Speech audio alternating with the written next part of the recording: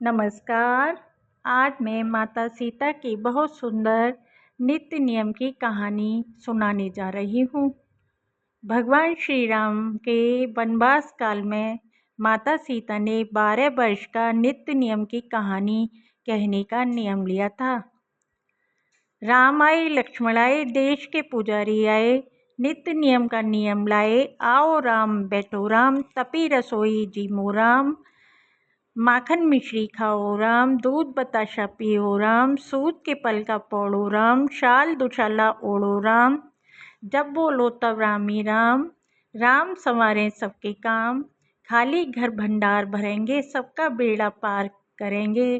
श्री राम जय जय राम। ये कहानी सीता माता श्री रामचंद्र जी को सुनाती थी।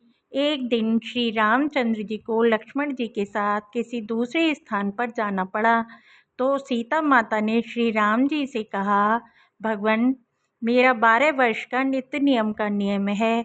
आप बाहर जाएंगे तो मैं अपनी कहानी किसे सुनाऊंगी। श्री राम ने कहा, देवी, तुम कुएं की पाल पर जाकर बैठ जाना और वहाँ पर जो स्त्रियाँ पानी भरने आएंगी उन्हें अपनी कहानी सुना देना। सीता माता कुएं की पाल पर जाकर बैठ गईं। एक स्त्री पानी भरने आई। उसने रेशम की जरी वाली साड़ी पहन रखी थी और सोने का घड़ा ले रखा था। सीता माता ने उससे कहा, बहन, मेरा 12 वर्ष का नियम है, मेरी कहानी सुन लो। मेरा 12 वर्ष का नित्य नियम का नियम है, मेरी कहानी सुन लो। स्त्री बोली, मैं तुम्हारी कहानी सुनूंगी तो मुझे घर जाने में देर हो जाएगी, मेरी सास मुझसे झगड़ा करेगी। उसने कहानी नहीं सुनी और अपने घर चली गई। घर जाकर देखती है तो उसकी जरी की रेशम की जरी की साड़ी काली पड़ गई और सोने का घड़ा मिट्टी का हो गया। सास ने देखा तो सास बोली, तू ये किसका दोष अपने सिर लेकर आ गई बहू। बहू बोली, माँ जी, मुझे भी बड़ा आश्चर्य हो रहा है कि ये कैसे हो गया। मैं तो कुएं से पानी भर कर आ रही हूँ। माँ जी, कुएं पर एक स्त्री बैठी थी, उसने मुझसे अपनी कहानी सुनने को कहा, पर मैंने मना कर दिया। शायद ये उसी का फल है। सास ने बहू से कहा, ला मुझे दे ये साड़ी। और वही साड़ी पहनकर और घड़ा लेकर कुएं की पाल पर गई। उसे वहाँ सीता माता बैठी मिली और बोली, बहन, मेरी कहानी सुन लो। सास बोली, एक बार छोड़, मैं तो 4 बार तेरी कहानी सुन लूँगी। सीता माता प्रसन्न हो गई और कहानी कहने लगी। कहानी सुनकर सास बोली, बहन, कहानी तो बहुत सुंदर है, तुम कौन हो। सीता माता बोली, मैं सीता हूँ।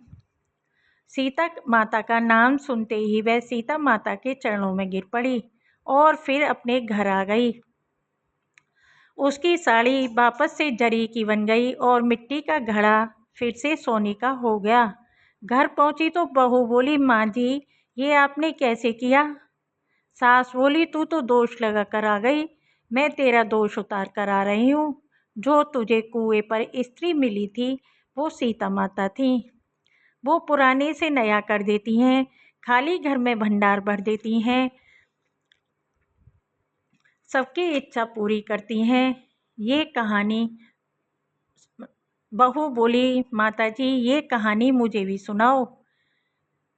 सास ने बहू को कहानी सुना दी। कहानी सुनकर बहू बोली, माताजी, कहानी तो बहुत अच्छी है, इसे हम रोज कहा करेंगे। अब सास बहू रोज सवेरे उठकर कहानी कहती। एक दिन उनके घर पड़ोस की एक औरत आई और बोली, बहन, हमें जरा सी आँच दे दो। सास बोली, आँच तो अभी हमने नहीं जलाई। पड़ोसन बोली, तुम तो सुबह 5 बजे से उठी हो, फिर क्या कर रही हो। सास बोली, सुबह उठकर हम सीता माता की नित्य नियम की कहानी कहते हैं। पड़ोसन बोली, ये कहानी मुझे भी सुनाओ। सास ने पड़ोसन को भी सीता माता के नित्य नियम की कहानी सुना दी। कहानी सुनकर पड़ोसन बोली, अब ये कहानी मैं भी रोज सुनूंगी। सीता माता ने पड़ोसन के भंडार भी भर दिए।